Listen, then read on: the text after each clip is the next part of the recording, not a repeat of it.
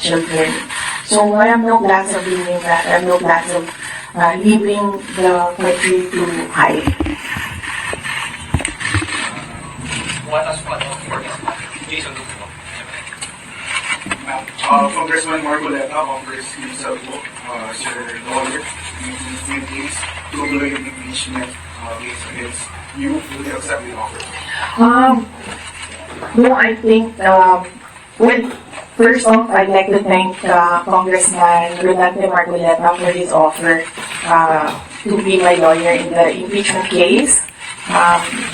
I appreciate it because he's a very good lawyer. He's a brilliant lawyer. In fact, he pointed out to me points during the committee hearing that as a lawyer, I was not able to see. So that shows his astuteness in the law. But I feel that he will better serve the country if he remains as a member of the House of Representatives. That is what is important right now. We need good public servants, good leaders, good officials in government.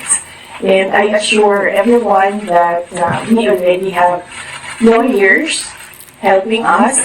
In fact, the moment that Franz Castro announced last year that they are planning to file an impeachment, we already talked to lawyers who will handle the impeachment case at the time. But now, cases pala, 3. So we just need more lawyers. And we already discussed this with the first team that we hired the lawyers. I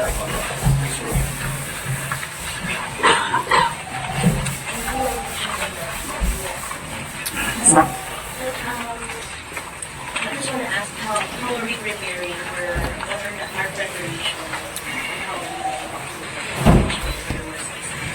Oh, okay. Yes, ma'am. So, very recently, we had a meeting with the lawyers, and what was discussed there was the arrangements, because we needed more lawyers. We are expecting another impeachment case now, so this may be 3 impeachment cases. So, and then we will await official copy of the articles of impeachment so that they can prepare the defense. We already have advanced copies of what is filed in the House of Representatives, and they're starting preparatory works right now.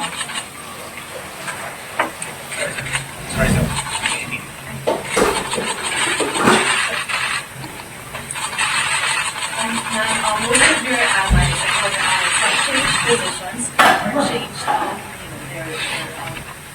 their sides. How do you feel right now? And if, for example, the impeachment comes through, are you confident with the numbers both in Congress and the Senate? No, we're not confident with numbers, ma'am. Because impeachment is a legal process and a political activity. So we are confident with the legal aspect of the impeachment because all the lawyers that I asked to review the initial draft of the impeachment complaint really said that this is not, well, I would say it's not an impeachable offense, and this is not an actionable offense, things like that, lawyer talk. But with regard to politics, that is a different matter altogether. So we do not know what will happen. How do you feel that you're changing sides? Well, that's politics. They always say that there are no permanent friends and enemies in politics. So it really depends on the person, on the politician, what path he will choose. Hi, ma'am. Related to the worst case scenario. Yes. The House of Government said that they are eyeing the possibility of filing plunder, technical malversation, and falsification charges among others against you and 7 other officials of the OVP and formerly defended in relation to the alleged misuse of the confidential funds. Have you discussed this already with your legal team, with any of the lawyers, and what can you say that is a very heavy case plunder? Yes, oo. We have an inventory of possible cases to be filed because right now it's only the 2 impeachment cases that are filed with the House of Representatives. All the other cases, we have a list, we have an inventory, and we have lawyers assigned for each case. Usually cases that are similar, we assign it to 1 lawyer. And then other cases, we assign it to other lawyers so that we ensure that all the cases have lawyers focused on each case.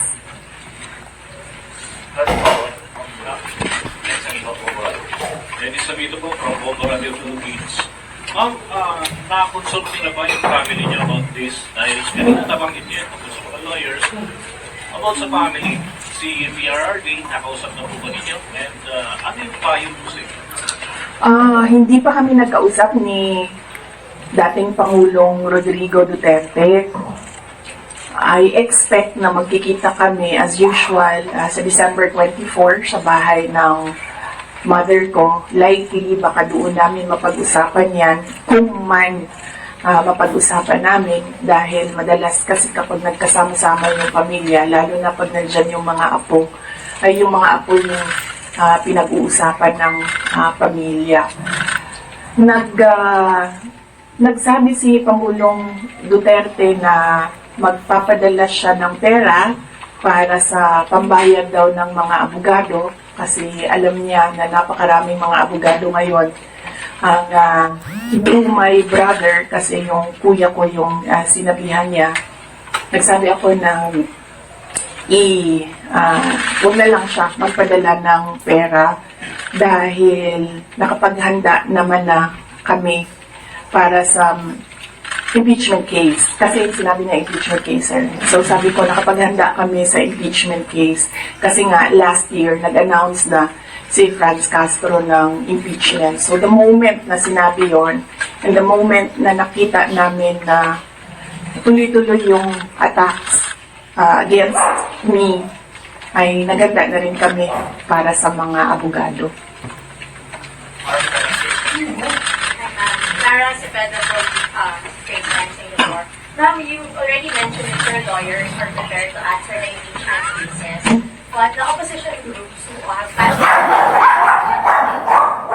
using you evasive in your answers and phenomenon and misuse of millions of confidential funds. Ma'am, baka you can offer an explanation also to taxpayers how kung above board po ba talaga yung paggamit nitong mga confidential funds para matapos na rin ma'am yung question once and for all. Yes, ma'am. I'm not being evasive. If you are referring to the budget hearing and the hearings in the House of Representatives, I'm not being evasive. I am not answering the questions because they have no authority to ask confidential questions. I am answering questions about the use of the money in the Commission on Audit, and there is no, you ask the Commission on Audit if there was anything at all that they can say or see that we are not cooperative with the audit. So it is wrong to say that I am evasive. I am definitely not answering questions about the use of the fund, about confidential funds, because it pertains to national security and the lives of the people involved in intelligence operations. And yes, as I said, we have fully cooperated with the audit process of the Commission on Audit, who has the sole jurisdiction to ask questions about the use of confidential funds. In fact, two quarters of the Department of Education are already cleared by the Commission on Audit, but it is still being questioned inside the committee in the House of Representatives. So that is the reason why I am not answering questions from the House of Representatives. Plus the fact that, as I said, it is an attack. It is a political attack. If you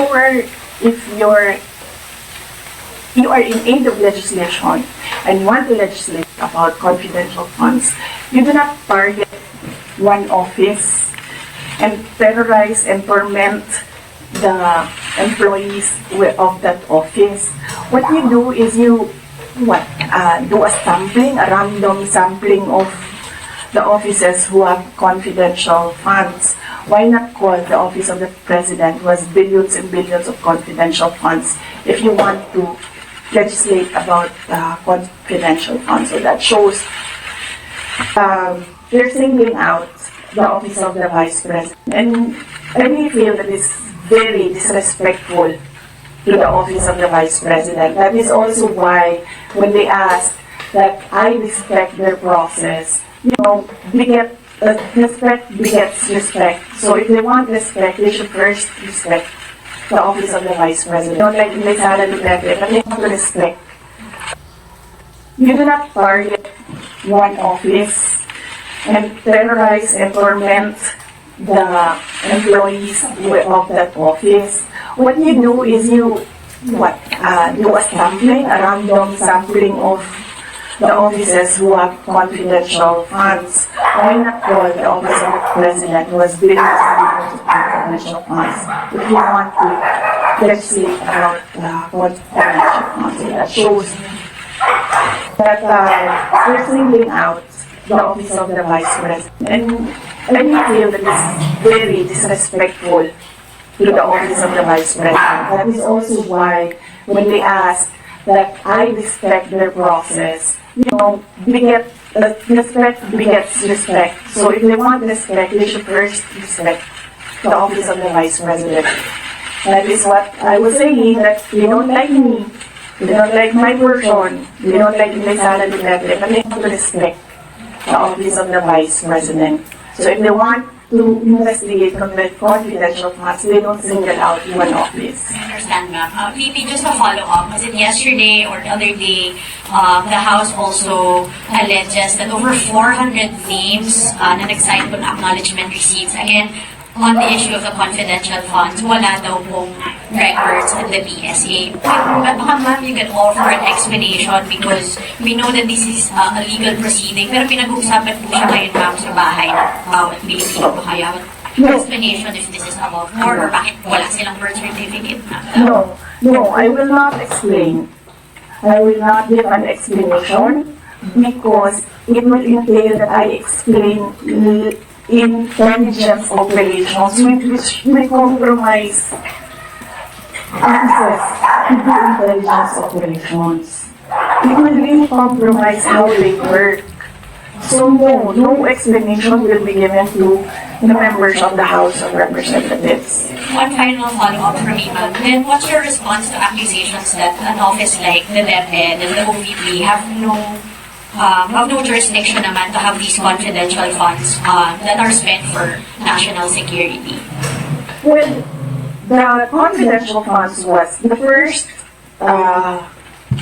transfer of confidential funds was from the office, from the confidential funds to the office of the vice president. And this was approved by the office of the president.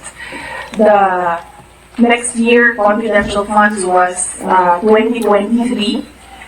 We submitted it to the Department of Budget and Management. It was approved by the Department of Budget and Management, and therefore it implies it was approved by the Office of the President because it was included in the National Expenditure Program, the NEP. So, and then it was approved by Congress as well. The only reason why we did not use the confidential funds in the fourth quarter for both offices because I was already flagged by a friend inside the House of Representatives that they will attack you using confidential funds. So yes, it was duly approved by the Office of the President and both houses of Congress as well as because it was included in the General Appropriations Act. So it was not, we presented it, we defended it, they approved it, we used it, and then the question on utilization is under the Commission on Audit. That is how the system works. They cannot use or they cannot twist the system according to their personal interests. Really, all these circumstances and events happening surrounding the office of the Vice President is a race to the presidential election in 2028. Unfortunately, they are attacking the office as well. So, dyan ako medyo, and the personnel of the office of the Vice President. So, dyan ako medyo pumapalag. Wala namang problema kung atakihin niyo ako. Kasi politiko naman talaga ako. Pero may problema ako pag inatake yung opisina at yung mga kasamahan ko dito sa opisina ng pangalawang Pangulo na nagtatrabaho lang. Good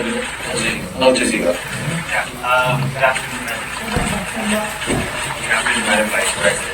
I'm just going to pick up on Mara's line of questioning. You said, and I understand your explanation about these confidential funds haven't been approved by several layers in the government. But maybe, just to go back to the basics, if you can explain to ordinary Filipinos why the Office of the Vice President needs confidential and intelligence funds. Okay. Yes. For the Office of the Vice President, it's not the first time that the office has granted confidential funds. During the time of Vice President Binay, the office was already given confidential funds. The confidential funds we use in relation to our work and national security. All the projects and the programs of the Office of the Vice President target poverty alleviation. There is a direct correlation between poverty and national security. So, what we do is we want to target the areas where we put our projects so that we achieve, peace and order, security. So we don't want our projects put in areas where it is not needed for poverty alleviation. So we want to prioritize the areas. And the only way to do that is to use confidential funds to purchase information. So where are the target areas? We need that so that our projects will serve these areas. So that's why we needed the confidential funds. In the Department of Education, there is a correlation as well of the education and national security. In fact, that is one of, there is a correlation as well of education and national security. There are so many threats to education, not just insurgency, and threats to the Department of Education personnel and students as well. And we wanted to target projects of the Department of Education as well in the most vulnerable areas in schools. That is why we needed confidential funds. It's all about national security. And the position of the Office of the Vice President and the Department of Education is that national security is a holistic concept. It's not just one territorial defense, sovereignty. No, national security is about food security. It's about quality of education.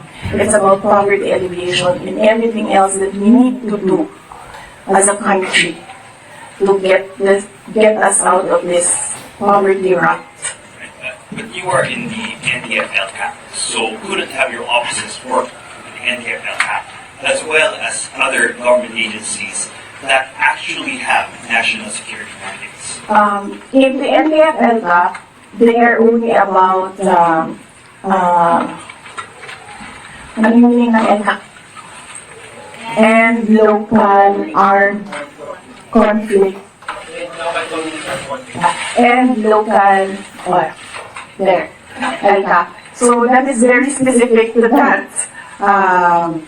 Local conflict and communism. So, as I said, the projects and the programs of OVP target poverty alleviation, and there's so many factors affecting poverty.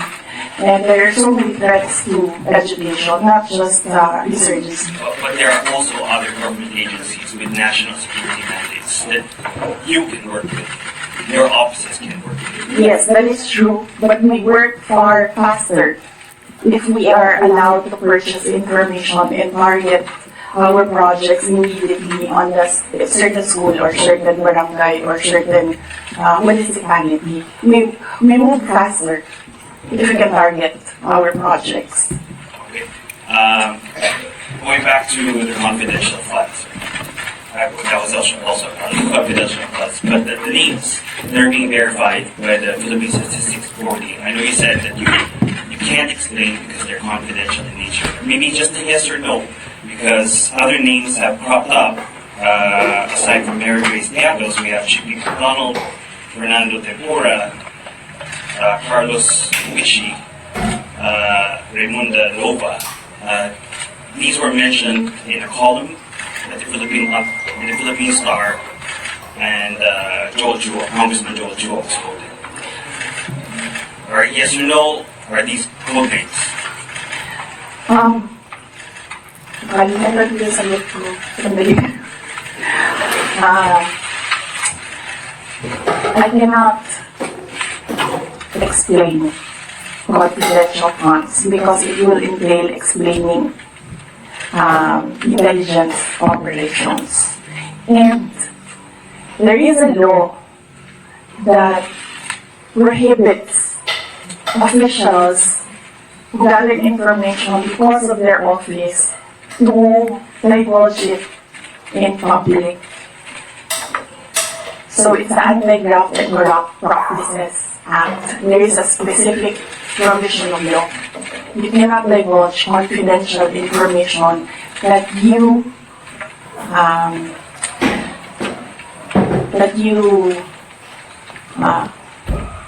received while in office. So you won't even say these are No, that's just because code names. that will add to cases that may be filed against me. One last. Yes. Why the choice of a letter submitted to the NBI instead of an affidavit? Wait, hold on. I can answer. I can give you a very short answer with regard to ARs. I had nothing to do with the preparation of ARs. It went down to the grassroots level. So I had nothing to do with preparations of ARs. I was up here in the structure and money went down for information. So you have no knowledge why all these things were used in the acknowledgement receipts? In the first place, we do not even know if these are ARs which came from DepEd or OVP to COA, because there's a chain of evidence supposedly. Even though there's a chain of evidence, handling of evidence. So right now, nobody can really answer that because nobody knows if these ARs are true. Because we don't know if it came from us. That's what they're saying. That's what they're alleging. Yes, that's what they're saying. Came from the OVP, submitted to COA. Yes, but there is a legal process in the custody of evidence. So right now, we really cannot say if the ARs came from us. Because the ARs that are with us has not been checked with the ARs that are with them. You're denying that the ARs came No, I'm just saying that we do not even know if the ARs with us are the ARs that are with them.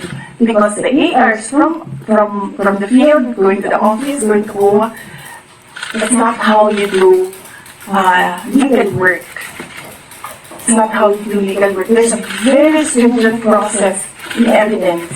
That is why, even if there is no law prohibiting a person from divulging confidential information, person cannot answer that because we do not know if that paper that they're holding was a paper that came from the OVP in DEC.11.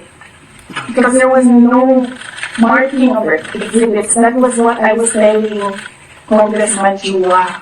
You cannot ask the OVP personnel to say yes or no to an exhibit that was not marked as real and true, as correct, and as a faithful reproduction of the evidence of the office.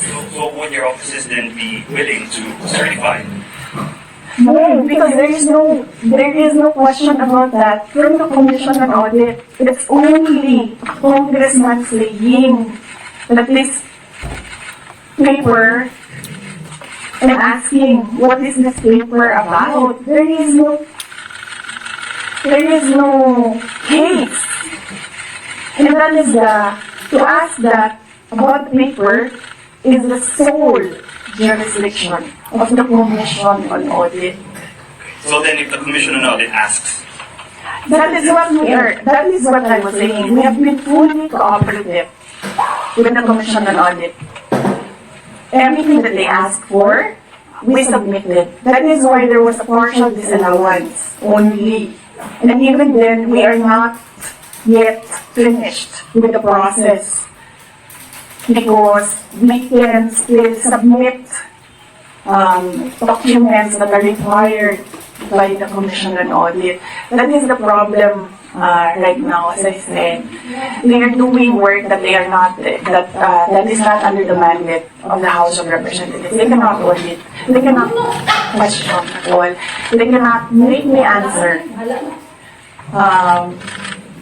And say that we represent the taxpayers and we have to answer. No, I will only answer to the Commission on Audit because that is the body who can ask us questions about the fund use.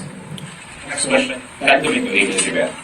Good afternoon, ma'am. Ma'am, on the issue of your budget not being reinstated or restored, your reaction first on the decision of the bicameral conference committee? When we do not expect anything about the budget of the Office of the Vice President anymore. As I said,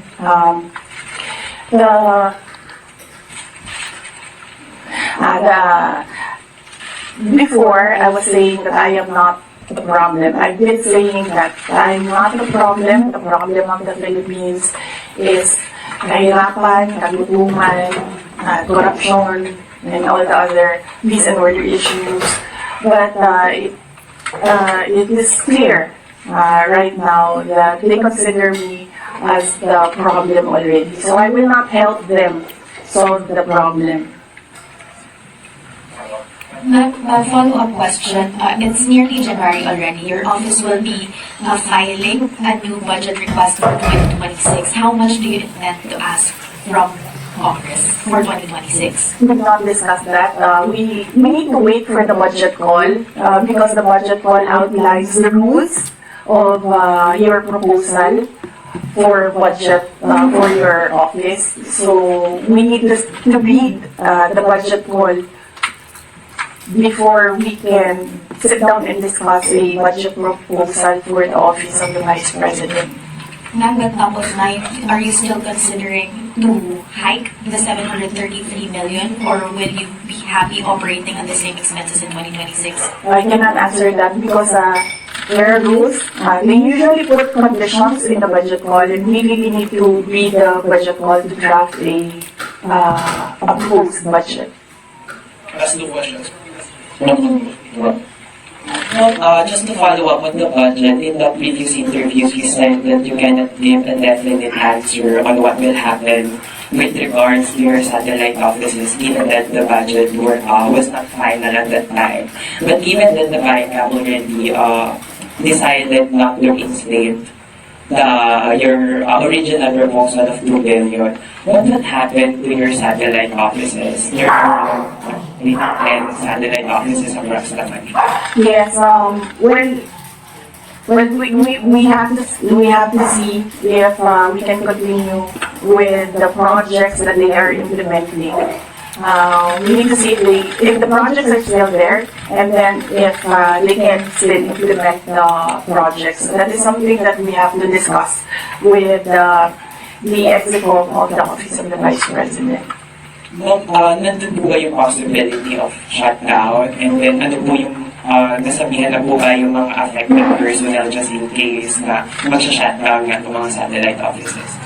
Galing sa central office ng Office of the Vice President, wala kaming sinabi sa kanila. Pero since nababasa naman nila sa media yung nangyayari sa budget, I am sure that they are preparing themselves as well.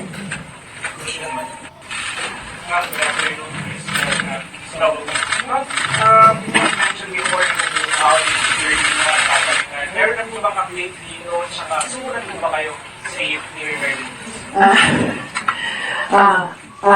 Yes, wala pang update doon sa pull-out and replacement.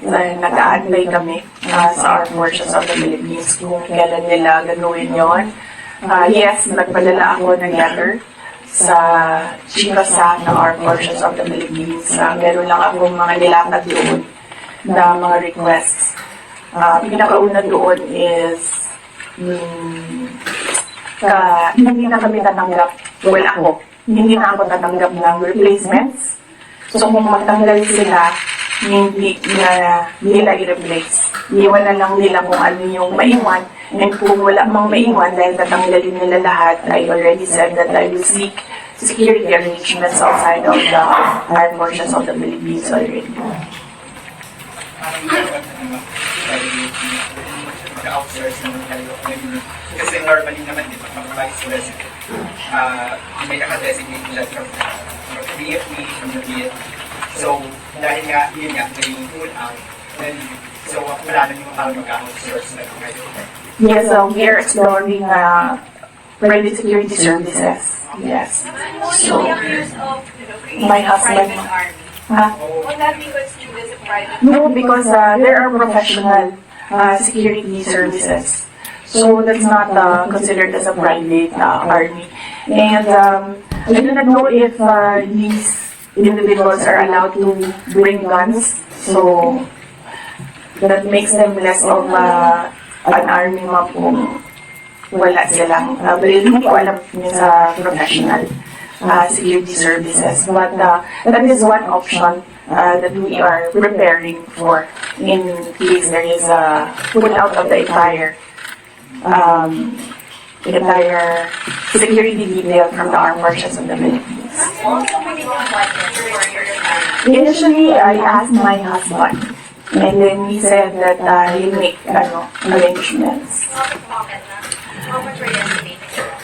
Wala pa kami, we have not requested for proposals yet from service providers. We have not requested a proposal yet. So, but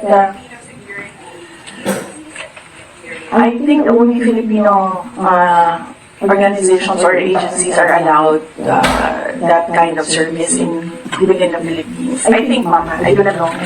But I know that there are Filipinos, yes. No, I don't. No, Ma. No. But, no, I do not feel secure. As I said, that there's always been bias. Because when you see, say for example, DOJ, iniimbestigahan nila yung pero hindi nila iniimbestigahan kung bakit kami umabot doon sa press con na yun. Iniimbestigahan nila ang threat ko, no? Pero they've not ever investigated threats against me, which are all documented, but we did not give them the information because we don't trust them. Last two questions, Red, then Kasi sabi ko ng mga congressman din ma'am, kasi parang contrite lang daw yung threat ninyo. Parang it's just an imaginary threat. Like for example, si Asigre nagsabi na imaginary daw yung threat ninyo, unlike doon sa sinasabi na threat daw, yung threat nyo daw first family and speaker. What's your take on this po? Kasi parang dinidismiss mo ng mga congressman na ngayon po ay nag-threat, meaning nagkaroon ng threat sa inyong buhay. Parang sinasabi nila, hindi naman, parang imaginary lang yung threat ni Vice President as opposed to sa sinabi niya doon sa press conference. What's your take on this? Yes, we have documents, sir. We have screen caps, we have photos, we have police letters, we have everything on file. But I never talked about it before because I felt na it was part of my job as Vice President. You get that? Okay. So, and it does not affect my work. So, all the more that it was inconsequential for me at the time. But right now, seeing that they are picking out words that I said and making a case out of it and saying that these are threats. So I think they should start with where is this coming from? That is the question that they should ask themselves.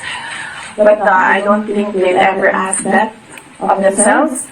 So we'll just move on to the cases and the impeachment and whatever will come in the new year. Do you regret saying or making such threat the President and the First Lady and the Speaker? Ano ma'am, buti na yung alam nila ma'am na pag namatay ako, hindi talaga ako will not die in vain.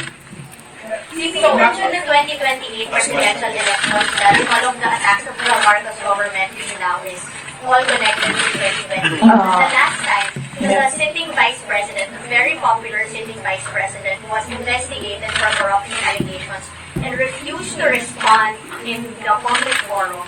Natalo po siya sa elections, and I'm referring to former Vice President Dejo Martinez.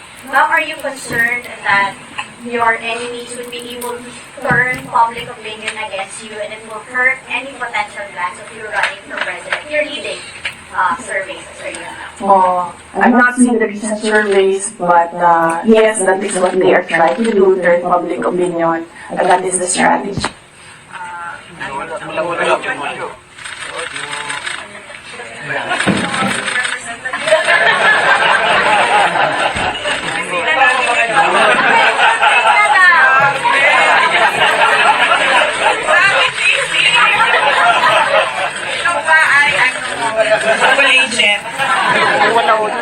Wala na sa ibang speaker.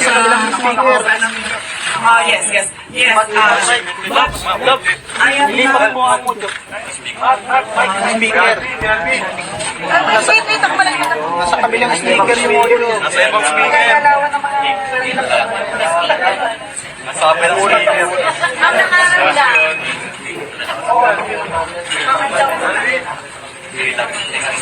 Ang nakaramdam.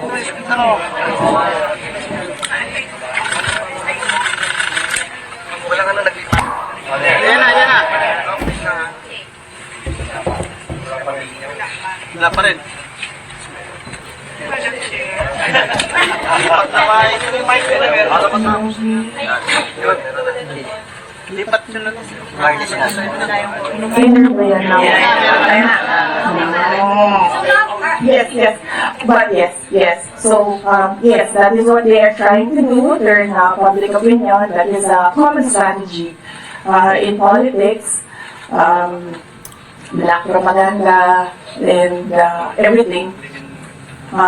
will it hurt my chances? I'm not yet a candidate.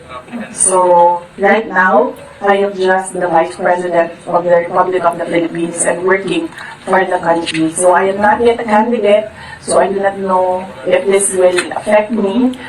Maybe my decision in 2026 will consider what is happening right now, but I cannot really say with finality what will be the considerations for me to decide to run for president. As I said, just give me the last quarter of 2026. I think that is the best time for any presidential candidate to decide to run. Ma'am, pero hindi po, ma'am, no, kasi ito, lumalabas yung keyword na yun, pinipinay. Para kayo ginagawa ang pinay, yung last for former Vice President Benjamin Martin. Believe me po, ma'am, pinipinay kayo ngayon kasi malakas kayo ngayon this survey and possibly tinutukod nila kayo para mawala yung political cloud ninyo sa 2028.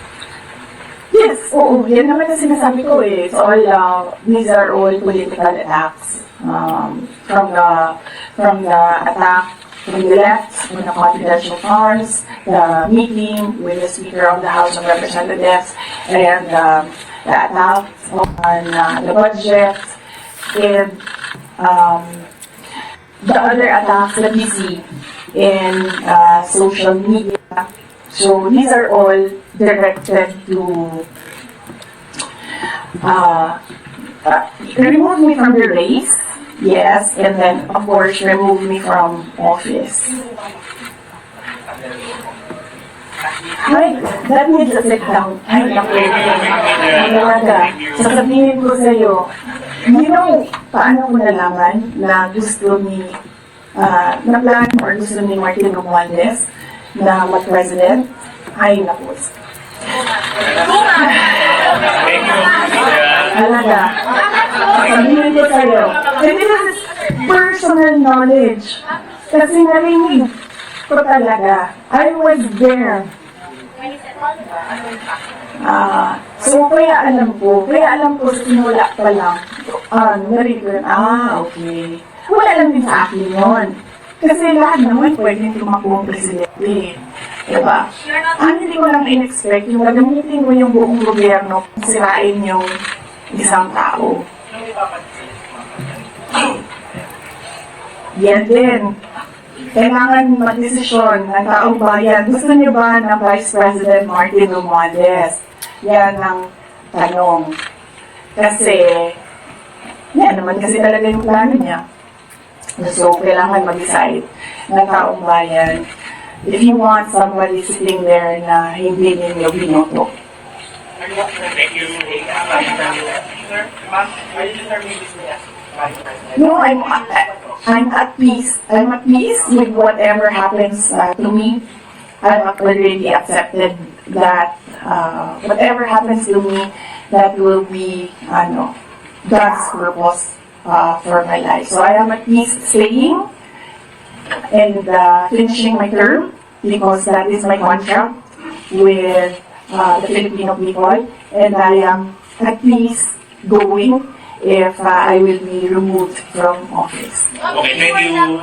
Taken out of context, nung nagpag-iyo yung regarding sa Vice President, which were stated as speaker. Hindi ma'am, ang tinake out nila of context is tinanggal nila yung kung yun. At iniwan lang nila yung gusto nilang gamitin. Yun yung sinasabi ko na taken out of context. Dapat when you appreciate the message, you should take all the words together and not just take out the things that you want to use against the person. Mabalik ako yung mag-isla. Yes, sir. Security ba? Mm-hmm. Kung mag-nag-hire ka na ng first time na nangyayari. Yes. May ganitong klaseng setup. Ba't umabot sa ganito? At saka, kung magulo yung nag-give ng pressure, mas makakaniwala rin sa mga private individuals. Kesa din sa mga people. In on sources. Yes, sir. Kasi sila din naman yung gumawa nun, sir. Ang sinasabi ko lang naman sa kanila is, kasi sinasabi nila balitan, sir. Mahirap kasi, security is fundamentally a trust and confidence position. So it's difficult to entrust your life to somebody you really do not know, and that's you just put there by somebody who you do not trust as well. So it's a very difficult position, and it's a very difficult position, and I actually pointed it out to the chief of staff of the Armed Forces of the Philippines. I told them that there is a line of succession. You're supposed to protect your number 2, your 1 and 2, because that is your reserve. Because one day, if you do not protect your 2, one day you have no 1. If you don't have a 2, and you don't have a 1, you don't have anyone. Diba? So that is in the Constitution, and they are supposed to protect that line.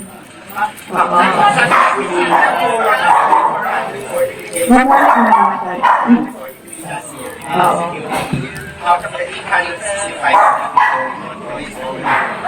so regarding yung pag-outsource ang private sector, we will not get the same number of security or much higher considering the recent The 400 plus, approximately 400 plus, it was combined PNP and AFP personnel. When the PNP pulled out all personnel of the PNP, ang naiwan na lang is 334. AFP personnel, and not all of them are working for security.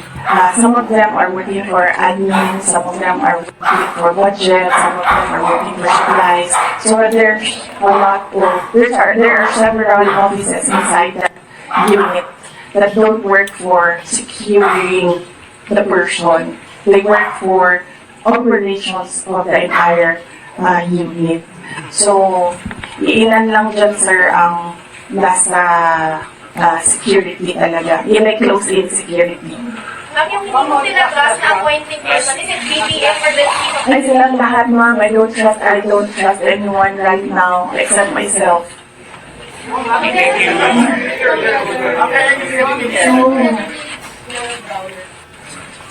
hindi ko na maalala. Ito lang nakaraan. I think, this week siguro, or last week. I don't trust my memory of that, pero very recently, yes. Thank you. Sana naman next year na tayo makita-kita ulit, ha?